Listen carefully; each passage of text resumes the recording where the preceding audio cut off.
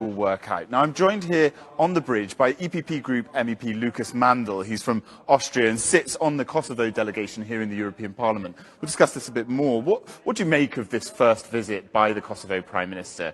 Do you think it was broadly a success from an EU perspective? Thank you for having me. It's a positive sign that the new Prime Minister of the Republic of Kosovo is visiting Brussels as his first foreign visit. That's very important.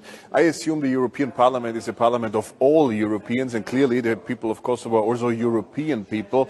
They are not yet European Union citizens, but this is the house of all the European people, and that's a clear signal from Albin Kurti's side that he visits Brussels in the first place.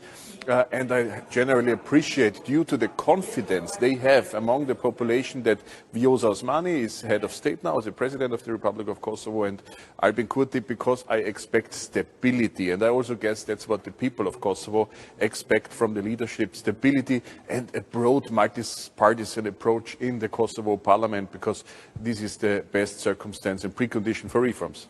So he won on an election campaign of sort of not actually focusing so much on the Belgrade-Pristina dialogue to normalise the relations between the two, but rather on economic reform, dealing with the pandemic.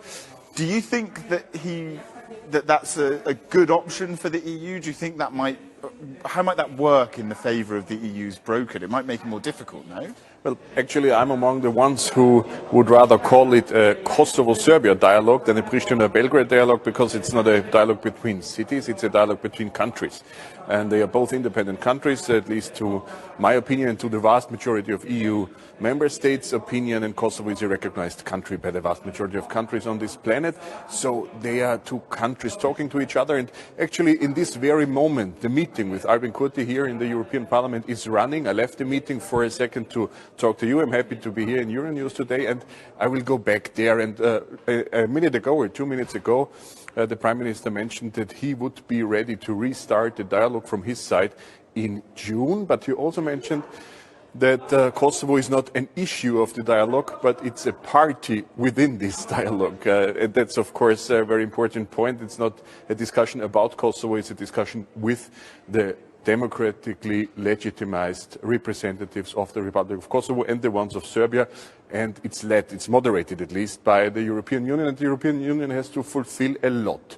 Actually, it must be not only a question of the special envoy Miroslav Lajčák, it also has to be a question of the Commission's President herself, Ursula von der Leyen, because it's of utmost importance, not only for Kosovo and Serbia, but for all Europe. So just quickly, there's been these two non-papers, sort of murky papers coming out from nowhere, apparently, that have been sort of alleging the suggestions that some EU governments might be in favour of border changes. How do you feel about border changes in the Balkans?